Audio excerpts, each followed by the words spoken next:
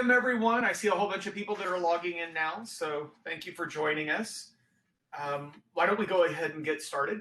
Today it is my pleasure to welcome Dr. Jamilah Hackworth. Many of you will know that she is the Assistant Chair of Academic Affairs and Career Development and also the Director of the Office of Academic Affairs and Career Development. So thank you very much, Dr. Hackworth, for joining us. I'm always excited to see you here and learn from you. And welcome, and I won't take any more of time with an introduction and let you have that time back for your presentation. Thank you. Thank you so much, Dr. Blackard. Thank you. I'm going to share my screen. And you guys have to let me know when you can see it in presentation mode. Are we there? Yes. All right. Okay. So I'm gonna talk today about building a mentorship network to propel your career. And hopefully I'll be finished in time for us to have some Q&A or chats. I see Krista sent me a few questions. I'm not going to talk about really starting a program, but we can talk about that after the fact. This is really more focused on you and sort of how you can build that. So I always start by just talking about some of the benefits of mentorship. And I think that we need to really understand that as mentees, we do also, this is a bi-directional relationship. So we do also bring presence to our mentors. And so I want to make sure you think about that. So there are a lot of benefits to the mentor. We often don't think about that, but personal fulfillment, expanded professional networks, they get to enhance their coaching, feedback, and conflict resolution skills. And then they also get exposed to new ideas and fresh perspectives. For us as mentees, we get some professional acculturation and knowledge transfer through those relationships, feedback, support, advocacy, greater access to collaborators, and also enhanced career satisfaction and career success. And so I'll talk just really briefly about a study that we did, and there's a paper out there around the associations between having a primary mentor and or a career development committee and subsequent measures of academic productivity. And basically, in a nutshell, the faculty who had both a mentor and a CDC were more productive, according to the measures that you can see off to the left, far left column, than their colleagues who had a mentor or a CDC or neither a mentor or a CDC. And then I'll talk a little bit more about how clinical faculty and women were more likely to benefit from this mentorship. So what are the characteristics of an ideal mentor? So if you're thinking about like, who do I want to reach out to, or who do I need to add to my network? You know, someone who's willing to commit the time and energy to work with you. That's first and foremost. A mentor is no use if he or she doesn't have any time, or if they don't have any time to commit to you. Needs to be someone who has a genuine interest in contributing to your personal and professional development. Of course, trustworthy, non-judgmental, and ethically grounded. Very helpful if they have some experience in the areas that you've identified as areas of need in your own, when you think about your own developmental needs. Active listening skills are great. Someone who's well respected in their field. And then also if they possess a strong professional network, that's great because then they can extend that to you. This is an article that was in Academic Medicine, and it looked at mentorship across a couple of different academic health centers. And I'm going to summarize it in a couple of slides.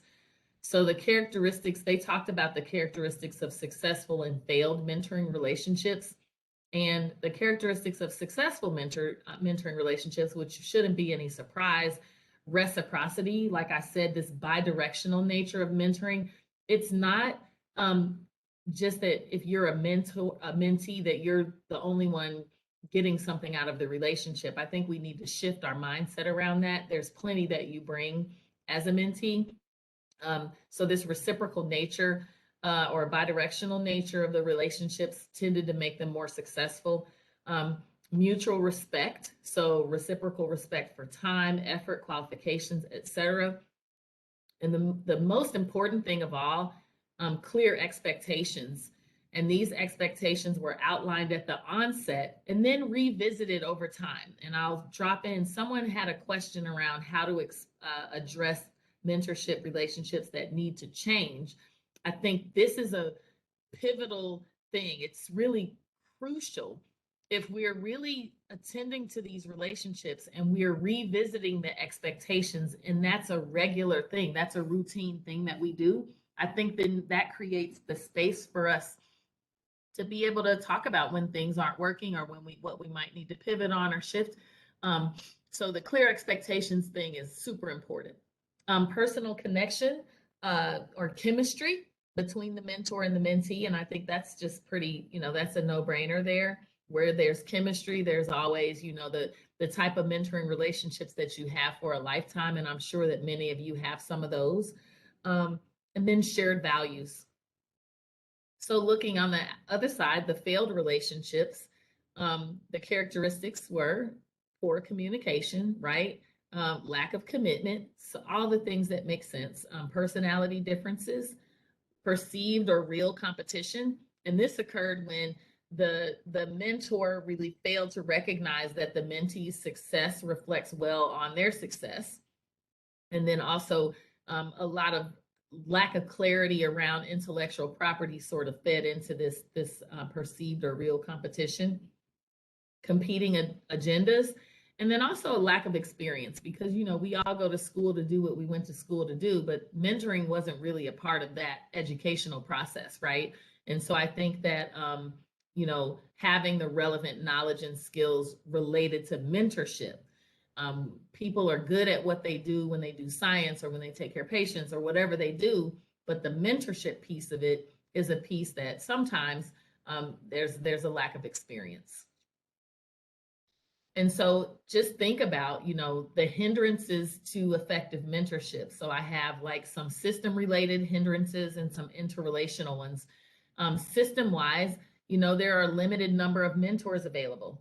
And that's why I'm going to propose something to you that is a little bit outside of the traditional dyadic relationship, mentor-mentee relationship. There just aren't enough people, and they don't have enough time in there. And some of them are not trained. And in some cases, there's an absence of value and recognition for mentorship activities. So they're just looked at as, service activities that are just piling on and really inhibiting one's ability to contribute in other areas. And so interrelational challenges, like I said, unrealistic goals and expectations, interpersonal skills gaps, challenges delivering or receiving negative feedback. And I'm going to talk about that in a second.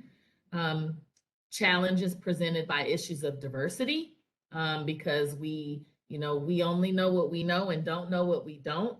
And when we're trying to mentor people who may be different than us in a variety of different ways, we need to factor in how those identity dimensions impact the way that they experience the world in academic medicine, and what the supports might need to be. It's sort of like I always say, approach your mentor. If you're a mentor, approach your mentoring relationships through a lens of equity and not equality. So what works for everybody, or what worked for you and all the people like you, might not work for someone else, right? So I think we need to think about, what do people need? What are their unique challenges, and how might we help guide them through a lens of equity? And so here are some of the different models. I talked about the traditional dyadic model. It's like, you have a mentor, and then you got the little mentee protege type. It's like, okay, sometimes they're trying to create mini me's. I think we need to move, because folks don't have a lot of time for that like there's not one person, I'm going to argue, in most cases, that's going to be able to address all the areas. And I'm going to show you that in a second. Peer mentoring. That this is great. I think, you have people with varying specialties and experiences and backgrounds, but they're at the same rank and level. I have a peer mentor that I meet with every week. We share papers, we brainstorm for projects. And I think it's good to have someone who's like at that same level because they're actually going through the same things that you're going through. They're facilitated peers, so there might be a group of peers with a senior person there to provide some oversight and guidance. Team mentoring, so you have one mentee. This is the CDC or the what are they called? We call them career development committees, but they're called SOCs sometimes, scholarship oversight committees, right? This is where you have one mentee and then multiple mentors. And then there's a group where you have a mentor and then a whole lot of mentees. Career development committees, just a little piece on that. And then I'm gonna talk about sort of this idea that I have around us getting into the idea that we need to have lots of people in our network. So what are CDCs? They're focused on supporting junior faculty in achieving promotion and tenure. Usually you'll have 3 mid to senior level faculty serving on that CDC, including a career mentor, maybe a mentor from outside of your division or outside of the institution too. You know, I think now that we're in this virtual world, it opens up a whole new world of being able to really connect with people who maybe aren't even in our institutions. And then someone who's in the same track. The CDC should at minimum meet at least a couple times a year. And I am going to send Krista the CCHMC mentorship handbook when we finish, and she can send that out to you, and you'll see a whole page dedicated to guidance on how to establish your CDC and things that you need to consider. And again, I'm driving home this idea that, you know, when you think about especially clinical faculty and women faculty, this mentor and a CDC together, definitely a primary mentor and a CDC, it definitely is helpful. And so I think it's something to really think about if you don't have a CDC. And this is just a little quote, it's finding a suitable mentor requires effort and persistence, allowing brief interactions to grow into learning partnerships and long-term alliances. And so now I'm going to show you what I'm talking about when I say you got to have more than just one person in this network. And so this is adapted from Nancy Spector's work. It's called a mentoring mosaic. Okay.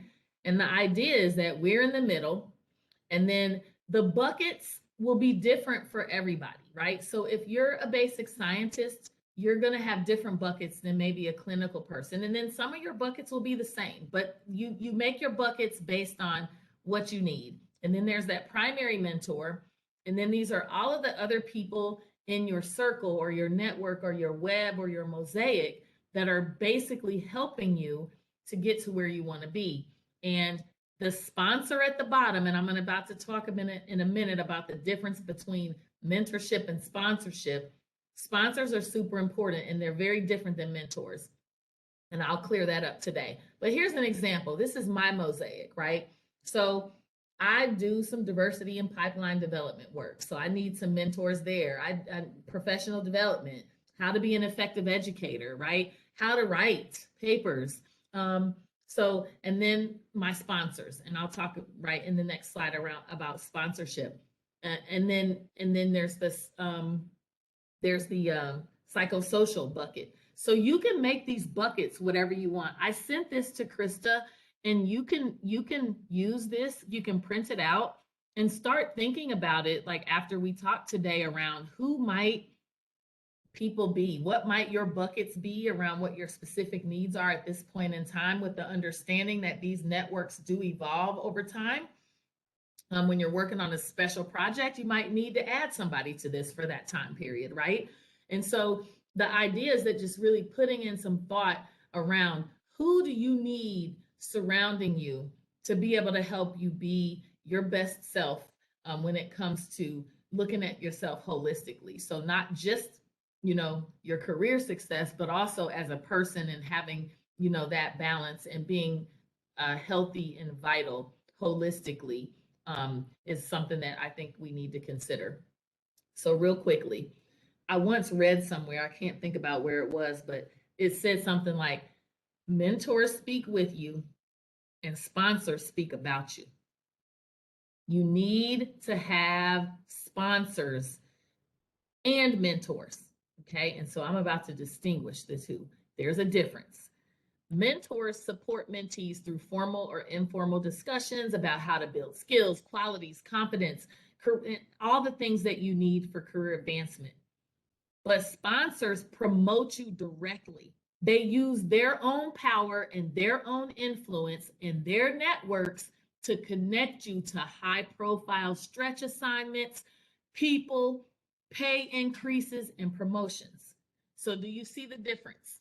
Right? So, you have people who are able to advise you career wise, but then you have people who are in positions that can put you at tables and put you in places that can help you advance and become, promoted. Mentors might give you a suggestion on how to expand your network, but a sponsor is going to give you your active network connections, and they're going to make new connections for you. Mentors will provide you with feedback to help you with your personal and professional development, but a sponsor is somebody who is personally invested in your upward mobility, right? So they're thinking about when someone's having a discussion around a succession plan. When I say mentors speak with you and sponsors speak about you, your sponsor is talking about you as a person. That person is at that table saying, what about Dr. Blackard? He's done this, he's done that. I think he would be great to think about for this next role, right? And then lastly, mentors offer insight on how a mentee can increase visibility through finding key projects and key people. But a sponsor is going to champion your visibility. They're going to use their platform and reputation as a medium for your exposure. And so you need both. Okay. I can't tell you enough. I've read lots of studies. I read some paper that talked about how minorities and women had a lot of mentors, right? And so, but when they looked at them, they weren't advancing, right, into leadership roles. And the bottom line is they had plenty of mentors, because we're all thinking, oh my gosh, we need to make sure everybody has mentorship. But who's thinking about sponsorship, right? So the white males were getting the sponsorships because they were moving ahead in this particular thing that I read. So at the end of the day, I need you just to consider you need mentors and you need sponsors. Okay. You also need to know yourself. I think that you're gonna have better mentoring relationships when you know your own communication styles, the way you work. What are your personal styles? What are your strengths and opportunities? What are your blind spots, triggers? If you know yourself, then you're better able to connect with someone else and begin to think about knowing them, right? And knowing how these two people can coexist in this professional relationship, and so that everybody gets what they need out of it. Know your values, and you got to learn how to communicate them and your needs, right? Like, have you really sat down and had some time to think about what are your values? What are your greatest passions? What brings you joy in this work? Why did you pick to do this in the first place? What parts of it do you hate? Right? What is your career goal? And what is the single most thing that you're most worried about that might be getting in the way of you getting to where you want to go? What are your weaknesses or opportunities that could prevent you from getting where you want to go? And if so, what are they, and who are people that can help you ameliorate those? I think those are questions that we need to sit with and we need to have some answers to for ourselves in order to be the best mentees that we can be. I talked about this earlier. You have to establish expectations in your mentoring relationships at the onset. After the fact is not good enough, right? What does mentoring, and some of the ways you can do this is start thinking about, what does mentorship look like to you, and what does it look like to your mentor? Are these aligned, or are they like far off? Because that's a conversation that needs to be had, right? What do I want out of this relationship? What, if any, boundaries might need to be established? When and how often are we going to meet? How are we going to hold each other accountable to these expectations and to the relationship? Those are things that you need to discuss, right?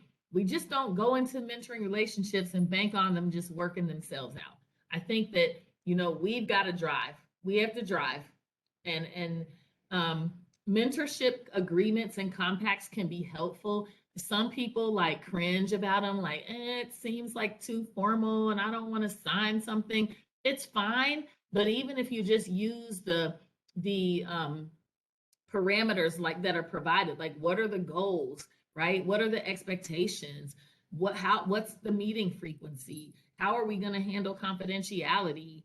What's going to happen if we need to terminate the relationship? Like, can we really sit down and talk about when things aren't going well? Like, those are conversations that you can have even if you don't want to use an official compact. And we have an example in what I'll send you, which is this faculty mentorship handbook. Let's see. Oh, sorry. There are some benefits to these contracts or compacts, or even like documenting these conversations, because they help you establish these mutually beneficial expectations, and then also help to clearly communicate and align these expectations for the relationship, and also some guardrails. So if you need to dissolve it, or if there are issues, if you have it written down somewhere, like, okay, we talked about this when we first started, now we find ourselves at an impasse, like, here's how we said we were going to handle it. It's always easier if you sort of had that conversation on the front end. Here are some example expectations. So, you could say, what I expect as a mentee is that you're going to, what I expect from you as a mentee is that you're going to take initiative and drive this relationship. You're going to be open to the feedback that I have to give you, right? And then you're also going to give me some honest feedback, right? If I'm not doing what you need me to do, I don't want to hear about it on the streets. Just have a conversation with me, right? I expect for you to ask for suggestions and advice. Listen to me when I give you this advice, and apply some of the ideas, right? Follow up and let me know. What might we expect of our mentors? We want you to give us some help. We want you to give us some suggestions, be a sounding board. We want you to also be open to feedback. Give me some feedback, but also be open when I have some, right? And when you're giving it to me, and I have some jokes in the coming slides, I need you to be honest and respectful, but we know we don't always get that right. But also to provide me with some suggestions, thoughts, and ideas. So those are just some examples. My next bit of advice to you is to find a friend in feedback. I think what you got to do is get real comfortable with receiving feedback. That's the good, the bad, and the ugly. Because let me tell you, there's some ugly feedback that you're going to get. And I think you've got to be able to say, like, what are the real things that I can get out of this? And then sometimes, I've had mentors in the past where I just had to say, what, that's that part of that feedback I can't really do anything with. Like, that's another thing or issue. But I think that you're going to have to get used to it. I've grown the most from people who probably were in the bad and ugly category sometimes. And so I think that we can't always have people who are just going to be telling us how wonderful we are, because that's not going to help us grow. So you got to have a mix, right?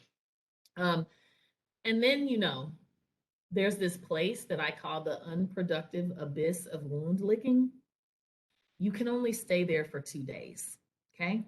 That's a deal. We got a deal. I can't see you. I only see Dr. Blackard right now, but I need you to give me a pinky promise that when you get blasted by some feedback, you can only stay in the abyss for a couple days, and then you got to dust yourself off, pick yourself up, and get back at it, right? That is something that I have learned the hard way.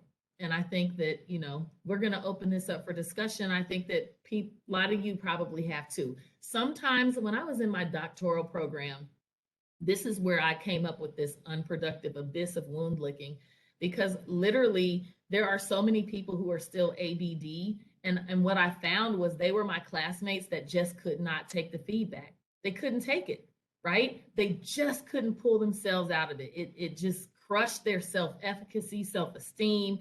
and understanding, we all have different types of professors, right? I mean, we all went to school and you had some different types, and all those types together made us who we are. But I think the most important thing to me is you really need to find that friend and feedback, and don't let it. So, I already talked about this. Value all mentors equally, even the ones who torch you, because they'll stretch you and they'll make you grow. This is funny. I don't need to take notes. The vicious cruelty of your words has branded them into my mind forever.